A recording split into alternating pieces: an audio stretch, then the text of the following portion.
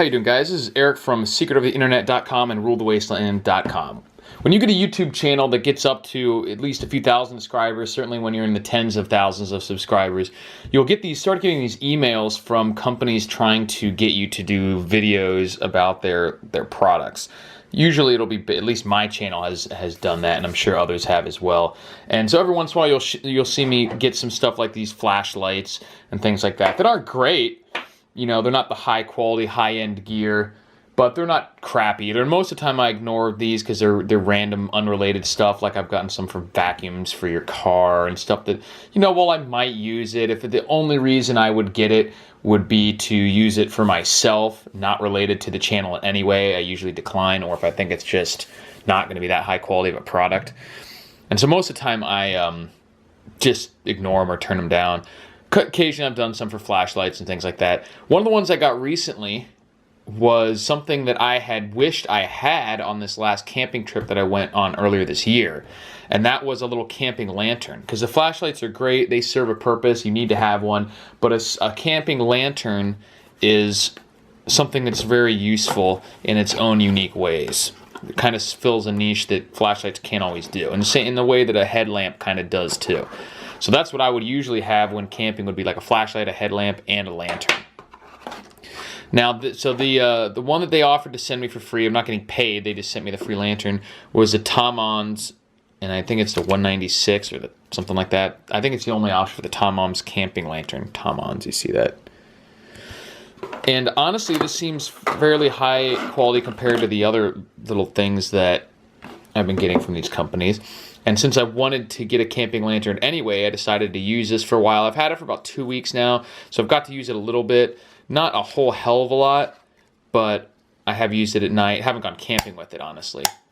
But around the house, outside in the backyard, things like that. The cool thing about this, just to run over some of the features, is it has 5 modes. It has low, medium, high, then it has strobe, and then it has an SOS strobe. So it flashes SOS in Morse code. So that's kind of cool from a preparedness perspective. Another cool thing is that it has a charging input and an output. So the 5200, I think it is, milliamp. Does it say on there? Yeah, 5200 milliamp battery can be used to charge cell phones and other little USB powered things like that. So you can see if you pull out this, you have a USB portion in there. And if you were to get a 5200 or around 5000 milliamp portable battery, which I use those portable batteries, they're really good for traveling. And I took one on my last camping trip. If you use that, or if you were to buy one of those instead, it would probably be 12 to 20 bucks just on its own. This lantern I think was $18, maybe 19, Amazon Prime, which seems a little bit high. I would probably put this in the $15 range maybe. But honestly, I've liked this so far. So I'll give you a basic rundown of the features and then the good, the bad, and the ugly. And honestly, for it being free, it's easy to like something. But if I had paid $18 for it, I'm not sure if I would. I definitely wouldn't be disappointed. But I would look around probably to see what else is in this range. But this is kind of cool. And I'll go over, like I said, the features, then the good, the bad, and the ugly. So the features is the 5 modes. It has low, medium, high, strobe, and then SOS strobe. The high output, they say, is around 196 lumens. I seriously doubt that's legitimate, but it is plenty bright enough to light up a whole room in a a hurricane situation, something like that. You can read by the high mode, and that's good enough, I think, in terms of a lantern this size. You know, seriously, it's about the size of an apple or an orange. The low mode, they said, has 130 hours or something like that runtime, I believe, while the high mode has 10 hours. So that's pretty good too. Honestly, obviously if you're charging something else off this battery, that's going to lower the output. It's got a carabiner type clip on the top, so you can hang it from inside your tent or from anywhere else. And a flat bottom, so you can rest it on the ground, or flat top if you want to rest it like that. It's supposedly waterproof. I have not tested that aspect of it, and you'd have to make sure these things were snug in there. But other than the inputs there, I certainly don't see why it wouldn't be fairly water resistant at least. Would I try dunking this thing? No. It does seem like if it got rained on, it's going to be fine. Power outlets right here. Not power outlets, sorry. Power button. You just hold it down and it'll come on in the medium mode. Click it again and it goes to low. Oh, you can see the frequency on there. Once again, it goes to high, and I'll do a test in when it's a little darker so you can see more what it's like. Click again, and it goes to strobe mode, fairly low strobe, not super fast. And then again to go SOS. If you dash, dash, dash, dot, dot, dot, dash, dash, dash. There we go. So that's pretty cool. And then once again, at any point you can hold it and it'll turn off. So it's pretty useful. I'll tell you the good, the bad, and the ugly. The good is, like I said, the ease of operating and switching through the modes. That's good. The ease of use overall is pretty good. Charging your items, things like that. So ease of use is overall appears to be fairly high quality. Not, amazing quality, but for the price range, it's not bad. And I like the clip on here and being able to lay this flat on either side. And generally it does what I would expect a little basic camping or preparedness lantern like this to do. The bad parts are for me, the main issue is that there's no real way to use it as a lantern on its own if you're not hanging it. If you sit it flat like this, that kind of traps a lot of the light against the surface. And if you have it upside down like this, it's sort of just, it's just blasting you in the eyes. So it's not good to like sit on the middle of the table. What I did discover, and I'll show you guys this here in a second, is that you can use a glass or anything plastic that transmits light and set it on there, and it will project the light. And if you fill it with water, it sort of works even better. So I'd say that would be the main downside of this. I'd say the upsides are all the ones I mentioned. The downsides are it doesn't lay flat. It lays flat, but that's not the best position for doing the light. It sort of has to be hanging.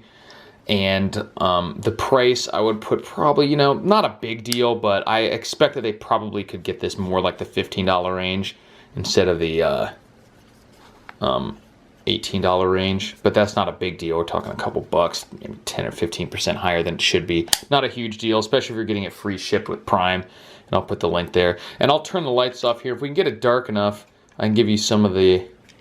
I need to turn this monitor off.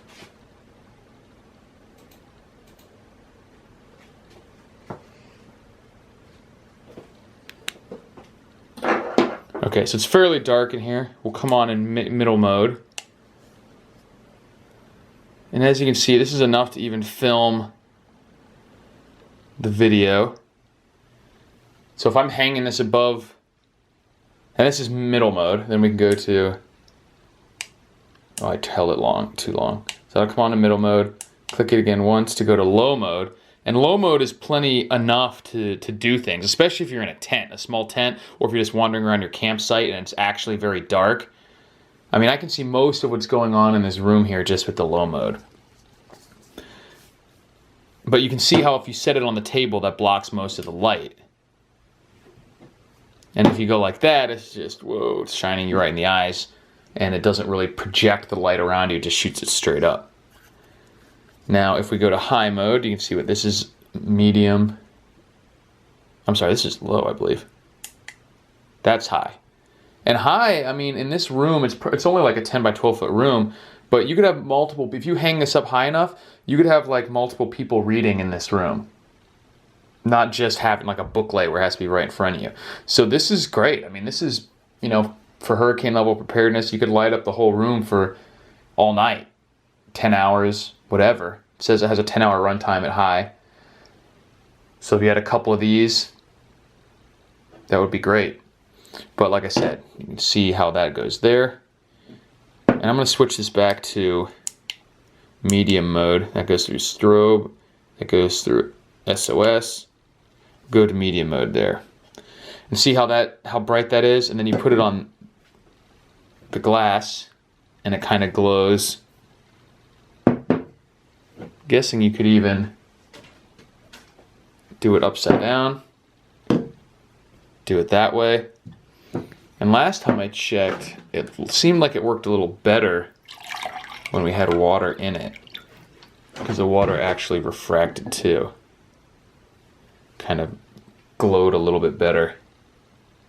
So that's one little hack I came up with for using it as an actual lamp, but that still blocks a lot of the light because nothing's coming up really. It's only coming down from 6 or 8 inches off the table. But it is better than leaving it sit on the table like that. But I mean, it's hard to count that as a negative when that's not really what this is designed for. There are other lamps and lanterns that are designed to sit on a little table. They pop up and things like that. This one is designed to hang by the carabiner inside your tent or on a twig or something like that. So it's not that hard to find a way to hang this. I mean, you can hang it from your fan pull string. If you have a banana, one of those banana things with the hook on a banana tree, you could hang it on that. It's all sorts of stuff you could come up with to hang it on. That's not really that big of a deal. So that's hard to knock it when that's the way it was designed. But it is just a limitation. So we'll just, you want to mention any design limitations that this thing has. So hold it down and it goes off. So overall, I'm pretty impressed with this. Doesn't come across as being like cheap Chinese stuff. Not a bad value.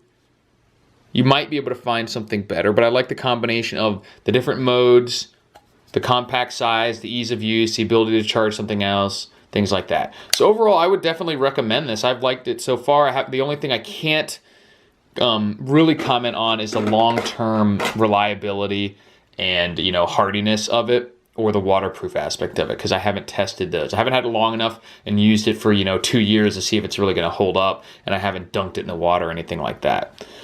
But that's not really what I plan on using it for. Mostly indoor light camping lantern for either hurricanes, power outages, things like that, or just general recreational camping. And for that, it seems like it's going to work great. Good little travel light here. Good to go along with some sort of small flashlight like this and a headlamp. And then you'll have a nice illumination trifecta for all your needs. So check it out. Link is in the description. Let me know if you guys have a camping lantern, a small one like this, that you would recommend. And I'll talk to you guys later. Thanks for watching.